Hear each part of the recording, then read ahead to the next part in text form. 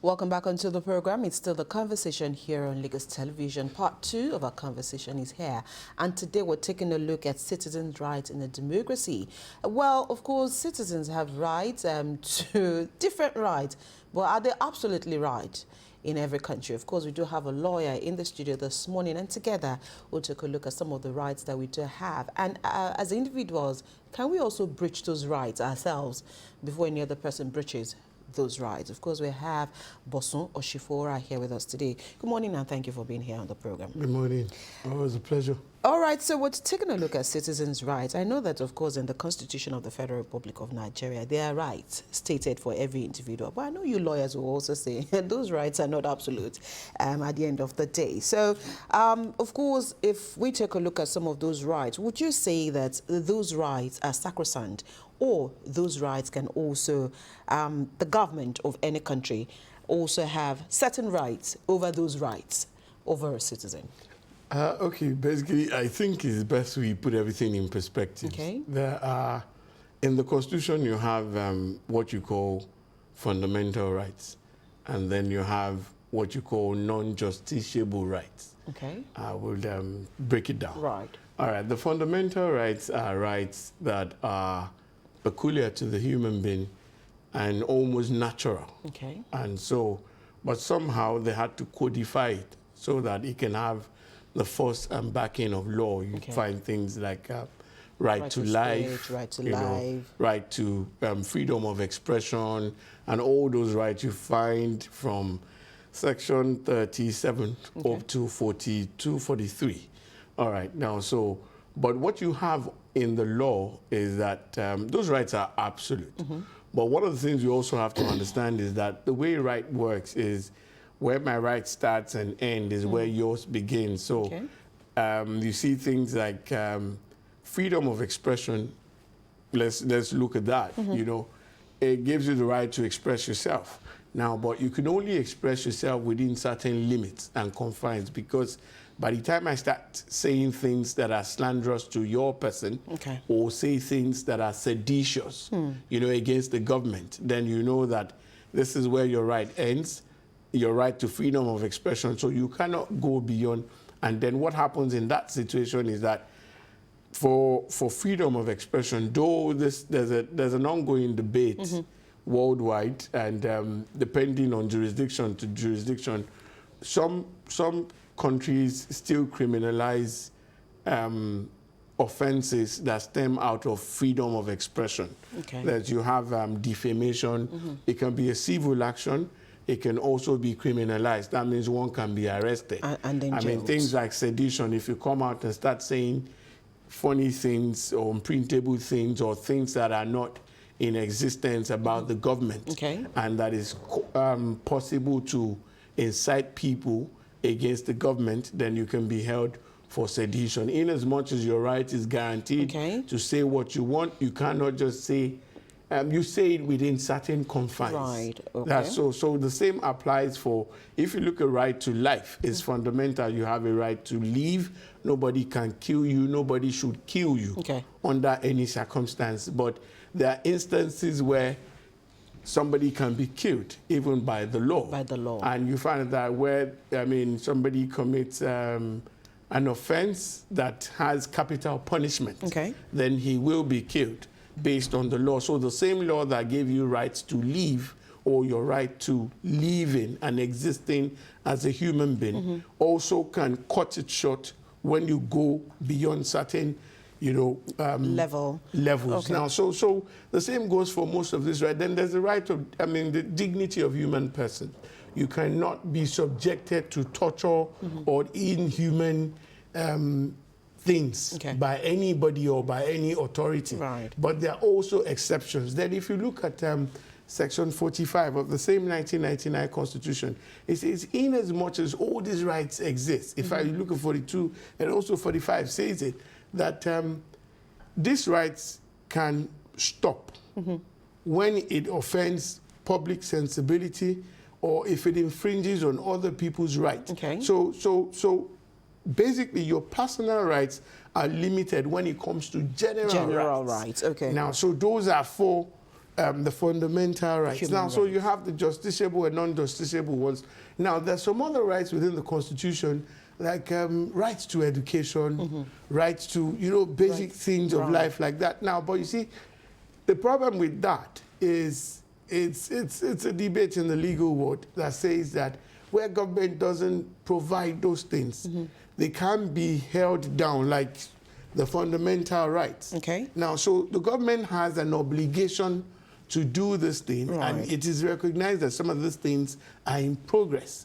Now, so you can't hold the government Which that means somebody that you didn't go to school. So, which means that you may not be able to sue any government. cannot, you may not, you cannot. Not you may not. You cannot sue a government for not providing education. At least as far as our own Law laws is is concerned. concerned. Now, so, but also, the government has made certain efforts. That's why you find, you know, the basic primary education, where they made it a law that, say, at the primary level, there It must, this must be. is there. It must be Yes. done. Okay, so but then let's take the case of the NLC president Joe Ajaero as a case study here. Only this morning we read here that the federal government through the spokesperson of Mr. President said his rights were not abused during that incident at the Nnamdi Azikiwe International Airport. And according to them, he failed to honor an invitation by the DSS. But a lot of people would also say,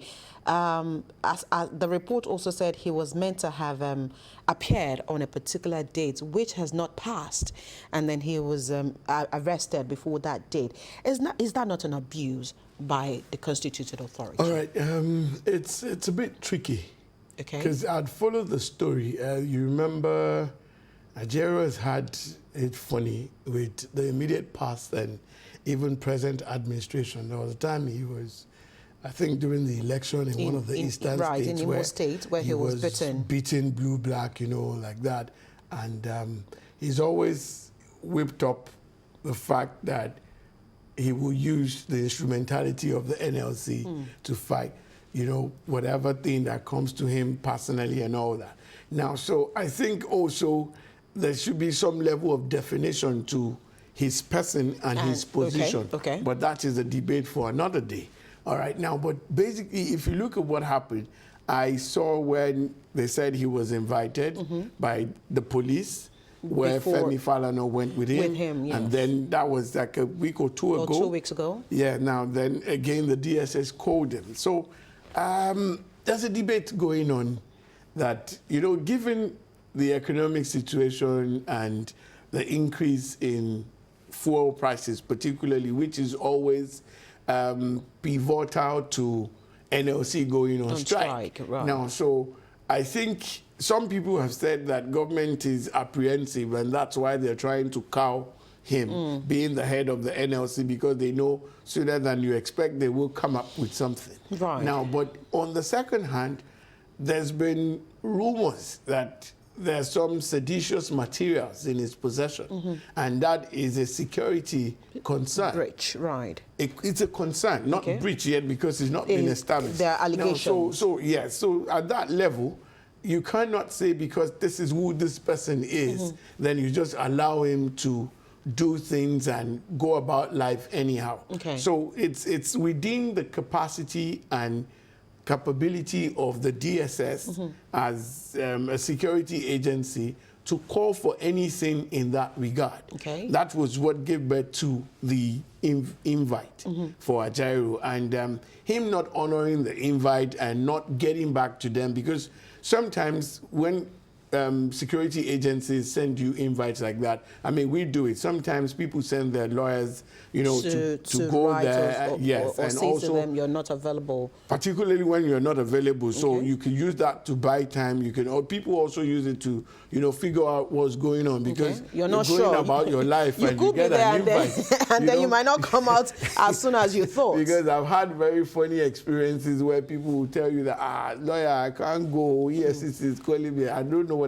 Let's go first. Okay. So, you know, so when I say let's go, they just like, if I go, they will keep me there. I say it's human beings like you that are there. So, but whatever happens, when we get there, we will figure out what it is. Okay. So So I think he's honored the invite, and I think we don't know the outcome yet. But He's the been DSS has had to do a lot of PR because the average person is looking at the situation, and they're looking at the man, they're looking at the reaction, and also looking at the reaction of the government. So that's why I said it's tricky. Okay. So on the one hand, you may feel that his rights have been breached. Okay. His right to freedom. But, I mean, he was called in, he was allowed to go home, so there's no breach of right. They acted within their own rights, their capacity to question for security reasons. Right. So, I mean, in that situation, again, would you say that, because, again, you are a lawyer and, of course, you have interface with security agencies oftentimes.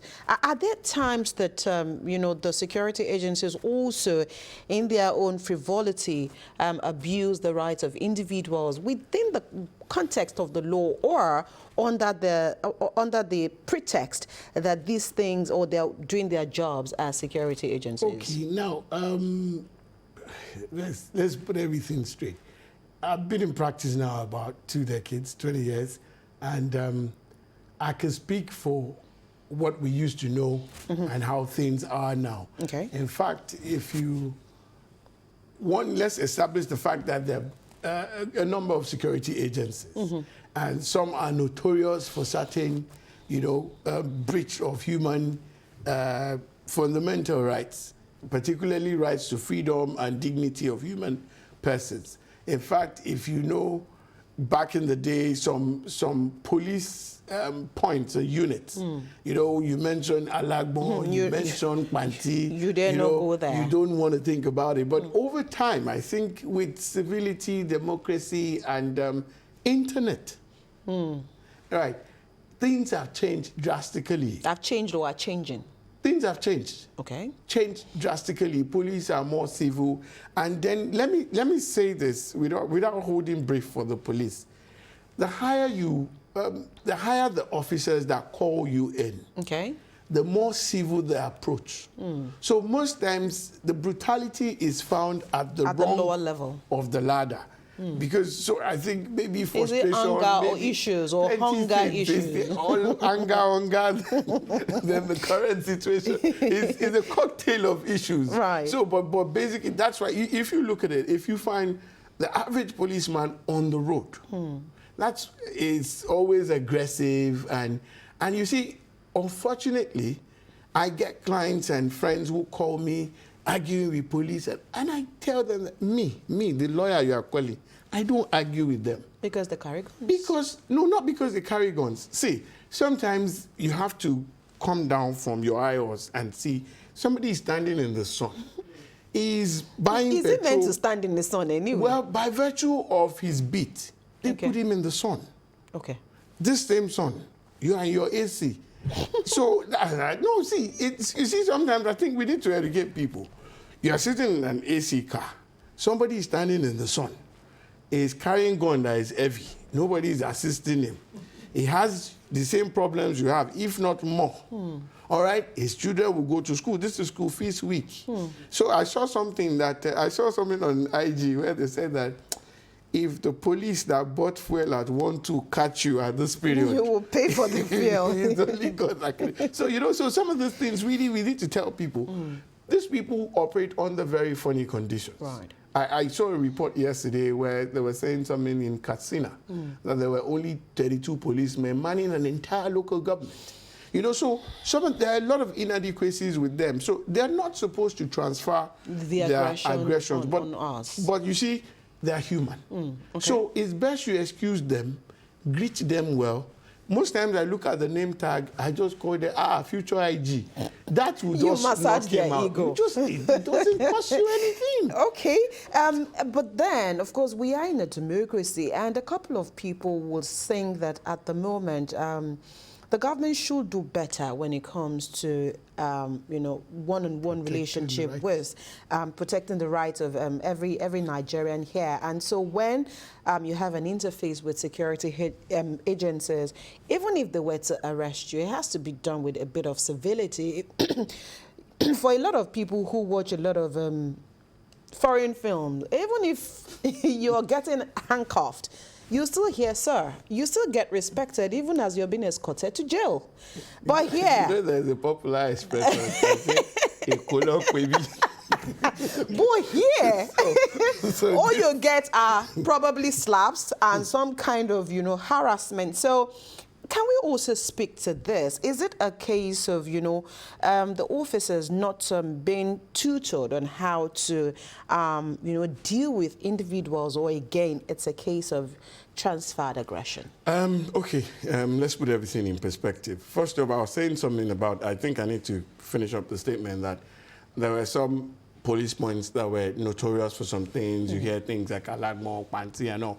But these same places, I've been going there for almost my 2 decades of practice, and things have changed drastically. Okay. All those torture, even places where, I mean, once upon a time, even, I speak for Lagos. Right. Because my practice is majorly in Lagos. Adeniji, Adele, you know, it used to be, you know, because they deal more with armed robbery cases and all that. But over time, I've represented people there. I mean, people who were taken in, and I've seen massive, like a 180 shift from what it used to be in these same places. You walk to Panti now, everybody's civil with you and all that. And now you can call police and say, "I'm not available today. I will come back so date." And they call you. And, you know, so I've seen that happen all the way to Zone 2. And, you know, so all those things have changed drastically. And those instances of torture don't really exist much. Okay. Maybe the exceptions you find when it comes to cases with armed robberies and some of these kidnapping cases, trying to extract, you know, information from people in the course of investigation, but they've gone down drastically. Okay. So that has happened. But I think one of the things that gave birth to that is training and retraining. For every training, they tell you, they teach them how to be civil, interface with people. But over time, you find that training is not a one-off thing. Right. Because you have to then also looking at their own welfare, because you cannot take away transferred aggression. I mean, some of us call in sick, some of them call in, you know, call the office for things, you know, to be excused based on things that are happening to you domestically. Right. So if they don't have such privileges, you can rest assured that they will carry the same psychology into work, and they won't be at their best carrying out the work. So that's why you find funny instances and infractions like that on the part of the police. So, and also other security agencies. But some also are noted for some level of aggression. Now, you know, the one that is now they're very cordial and civil, but their style is, everybody just fears them. It's the DSS. Well, they're not. Because before now, they used to be heard of and not seen, but now they are seen. And so people are like, okay. It's the situation in the country, because seriously... Shouldn't there be, sorry, on a soft note, shouldn't there be a change in their name, though? It used to be state security. It used to be... for me, there's nothing in a name. There's nothing in a name. We have seen, you can't see, you shouldn't see them. It's not about name. Okay, it's about them. We have seen Richard that is poor, and we have seen Bush that is living in town. So it's not about their name. It's about orientation. Okay, before we wrap up this conversation, Bosun, let's also quickly look at a lot of Nigerians are also beginning to get worried about the current administration and saying that it looks like this administration is also beginning to have a penchant for abuse. A couple of journalists have said to have been arrested, you know, for writing stories here and there. I'm sure you remember the case of that. But sometimes you just hear the stories of DSS whisking people, and you not even leaving a forwarding note to the family and all sorts, knowing where they've been taken to and all of that. Are you worried in this same vein as well with the current administration? I think it's not a function of this. If you put it on this administration, I think it won't be fair to do that. We put a lot of things on them, even things that they inherited. But, you know, government is continuum. Right. And you cannot abdicate responsibility. But, you see, security matters are not light issues. Okay. You know, most times we go, we sleep, we wake up, we don't know what has happened in the course of sleeping. I mean, the Holy Book says, while men slept, the enemy came to plant, so things like that. These people work out under very strenuous conditions, and they try to make sure that we sleep well. Okay. Now, so sometimes some things come their way. To the ordinary eye, you don't see the import. I mean, thank goodness we were here before the protests. And you remember some of the things we talked about. Why some people were saying that dialogue is the best way. Some people insisted, let's protest everything. When the thing scattered, they went inside. And thank God that, I mean, a lot of effort came in to make sure that the thing went peacefully. Because if it had gone like that, most places where wars started, they start from single protests like that. Nobody is stopping you from protesting, but sometimes you also have to look at some things. So I've seen why journalists need to enjoy the freedom of expression. Okay. There's a thin line between freedom of expression and seditious or defamatory materials. Now, so you have to ensure that at least you stay on the line, don't cross the line. Because when you cross the line, the necessary apparatus will come after you. Right. And you see, we're in these days of victimhood. People just cry and scream that they're being victimized, particularly by government, because there's no doubt people are angry against this government because of a few economic reforms that is not really going down well with the people. So there's this tension. And then so anybody acting in that capacity of expression or expressing themselves should be very careful, because you don't want to start a conflagration that you won't even be able to put out, because they say in my dialect that it's the beginning of fight. That you know. That you know. You don't know where it will end. So that's why we all have to be careful. In as much as we will express ourselves, express our grievances, we also have to do it within certain confines. So you don't instigate other people. Because, let me just say this as a parting shot, most times the people in government don't get consumed. We are the first targets. They're far off. And you see, the thing is that if you look at the history of revolution, from Bolshevik Revolution to Arab Spring, you see these people who rule, they find a way to get back when everything cools down. So it's always so like it's the ball is in our court as citizens. So as much as there are rights, they must also be done within the confines of every. Thank you so much, Boss Shufura, for finding time to be on the program today. Always a pleasure. Right, that's the much we'll take on this side of the table today. We'll take a quick break. When we return, it will be time for Joy and her guest, of course, to talk more about the women. Of course, this is in preparation for today's live broadcast of CALSO 2024. The program will be back after this break.